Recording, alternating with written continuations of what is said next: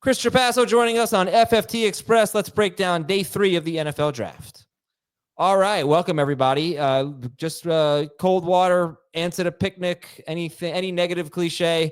Most of the guys drafted on day 3 don't have big rookie impacts, but then again, you get Bucky Irving and Tyrone Tracy and Puka Nacua and Amon-Ra St. Brown. You do get some good players here and there, so we're going to look for those guys. And day 3 started with, it was a very fantasy relevant start for day 3 with DK going to the Titans, which I don't think we really care about, wide receiver out of Florida. Maybe we should.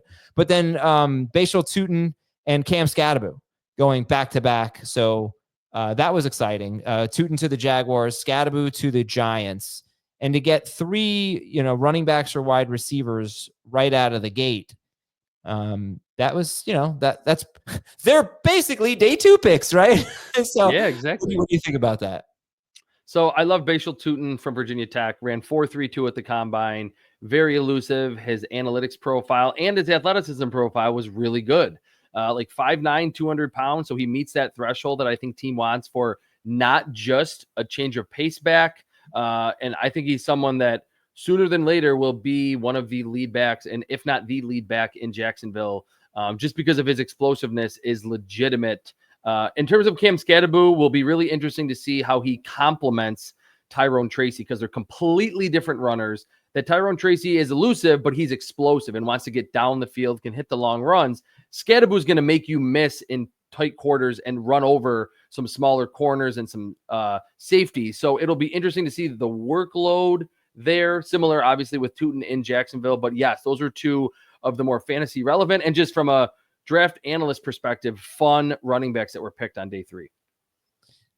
And I think you could argue that you might not want a piece of the Giants backfield because they also have Devin Singletary.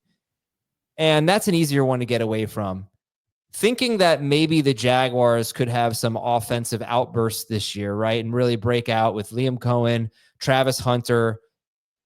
Unfortunately, they could have a terrible offensive line. I think this has to be pointed out. In drafting Travis Hunter, they did not draft an offensive lineman in the first round, and they had one of the worst offensive lines in the NFL last year. Yeah. So there is that, but I don't know that you want to just avoid the Jaguars backfield. However, right now, I really don't know what it's going to look like. I would love to see a trade, but Bigsby showed last year that he deserves to have a role. It's not really a great role for fantasy because he catches almost nothing. ETN's had a pretty interesting career, but perhaps just not that good of a rusher, which is surprising to me. Maybe that's the case. And then you've got Tutin coming in here with the second pick of round 4. As of right now, I guess if I were drafting, I'd go in full PPR. I'd go ETN, Bigsby, Tutin. But we'll see how this plays out. It could be messy. It could be kind of frustrating for fantasy managers. I did want to bring up Jaden Blue. I'll talk to you about him on our longer show. Jaden Blue getting drafted by the Dallas Cowboys in the 5th round. And this was a team that we were really hoping would draft a running back. This is a running back that Emory Hunt was very high on. He had him as a top 5 running back. Javonte Williams is there. Jaden Blue is there. What do you think the Cowboys backfield is going to look like in terms of splits? It's hard to tell because Jaden Blue is so different from anyone else that's on their roster. I'm sorry. I have to bring Miles Sanders. He is like Devin Singletary. He's relevant, as in he could play a role. Go ahead. Yeah, no, I think Blue is it's hard because Blue is fascinating in that he ran 4.38 and he looks every bit that fast, if not faster on film. So with Javonte Williams and Miles Sanders, you have between the tackles, bigger backs. And then Jaden Blue, I think, can be utilized in the screen game, which is where he was deployed often at Texas. And if it's blocked up in front of him, and we know they picked Tyler Booker at number 12 overall, the big guard from Alabama. They have all the Tylers, Tyler Guyton, Tyler Smith, Tyler Booker. If it's blocked up well, Jaden Blue can hit a 50, 60-yard home run in the NFL, which is not easy for a lot of running backs to do. So I do not foresee him getting a lot of volume. He didn't get that at Texas, but he could be highly efficient and then ultimately a fun little PPR ad midway through the season.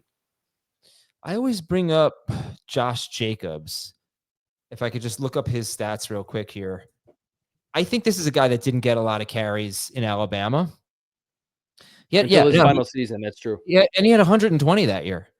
He had 251 carries in 3 seasons at Alabama, and I think in his first game in the NFL, he had 18 carries or something like that. So Jacobs, I think, is built differently than Jaden. I don't think he is built differently than Jaden Blue. He's more physically fit for a bigger role, but he's at least somebody that gives you hope that a guy who didn't have a lot of work in college could get it in the pros. And man, the way I look at it, Jaden Blue looks like the most exciting running back on the Cowboys, but a fifth round running back being really good in fantasy is extraordinarily rare.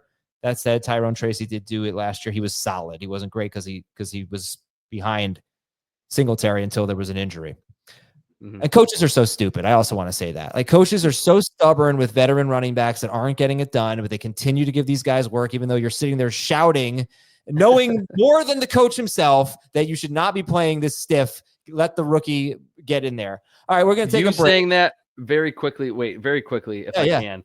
That story is so funny to me because it reminds me of a fantasy team that I had in my big league a long time ago.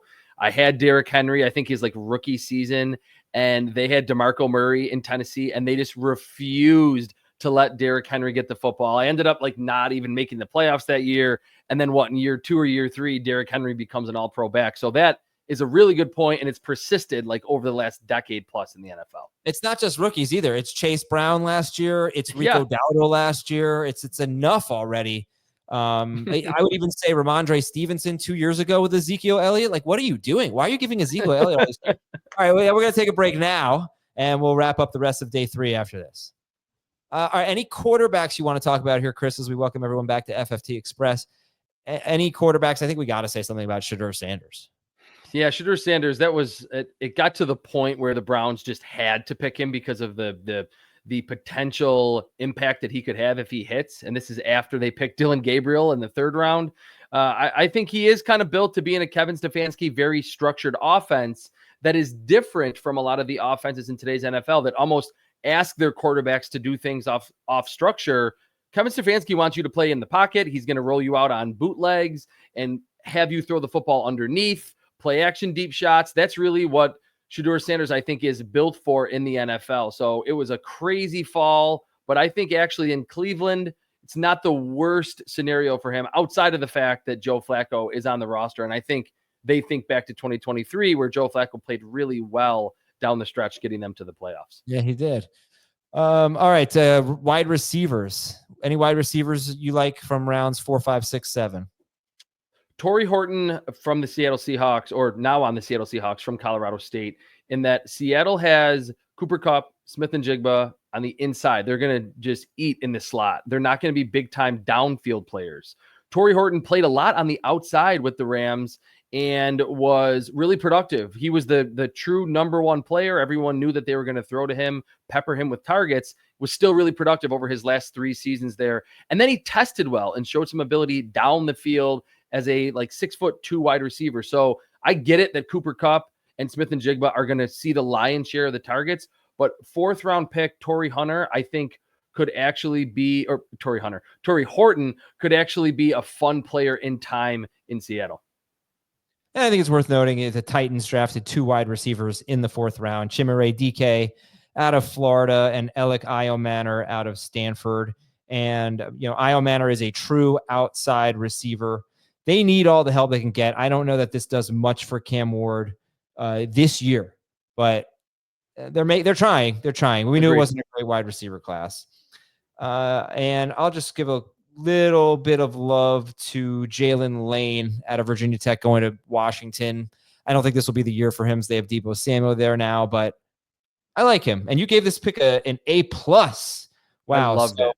I don't love it for this year, but I think it's a good pick for them going forward. You must feel the same way. Yeah, the only thing, you're right about Deebo Samuel, obviously. He does have somewhat of an injury history, and I wonder, and I'm concerned. I love Deebo Samuel. He's one of the most fun players in the NFL. I'm a little concerned about his play style now at his age, that he wants to bounce off tacklers and has taken a lot of hits. If he goes down for a couple games, Jalen Lane kind of is a souped up version of Jamison Crowder in that he's going to win with separation ability from the slot. And he ran in the low 4.3, so he can get down the field too. Certainly deep on the depth chart now, but if you have to pick out a day 3 wide receiver, that would be another one who's at least intriguing long-term with a really good quarterback in Jaden Daniels. And finally, we'll wrap it up with day 3 tight ends. Gunnar Helm, the only tight end taken in the 4th round. He went to Tennessee. Again, they were just trying to get his man. They really like revamping their entire offense. Yes. But do you like any of the tight ends that were taken on day 3? I'm going to throw one other name out there. I believe 6th rounder, or was he 7th round? 6th rounder, Gavin Bartholomew to the Minnesota Vikings. Of course, TJ Hawkinson there, and we're not expecting any of these guys to come in and be starters instantly. Reminded me a lot of Jake Ferguson with the Cowboys, in that he is a really explosive player. I think he's one of the rare day 3 tight ends who can actually separate, very reliable hands, and pretty good after the catch. So Hawkinson obviously was coming off an injury last year. They have Josh Oliver there, but I think in time, Gavin Bartholomew can go from maybe tight end 3 to tight end 2. We know that they want to throw the football a fair amount. So he's one that's just fun in terms of his athletic upside as a day 3 tight end. All right, Chris Trapasso, thank you very much. So now that the draft is done, what can we expect from you on CBSSports.com? I will have as much reaction in terms of grades and favorite picks, least favorite picks over the next week or so. Then I need I'm going to take a much needed break for a few days before getting back into just looking forward like you guys will for like fantasy purposes, that it will be your draft season. I'm going to look ahead to rookies and fits and all of like how these players fit in to their teams. Perfect. All right. Thank you very much. And we will talk to you all next week on FFT Express.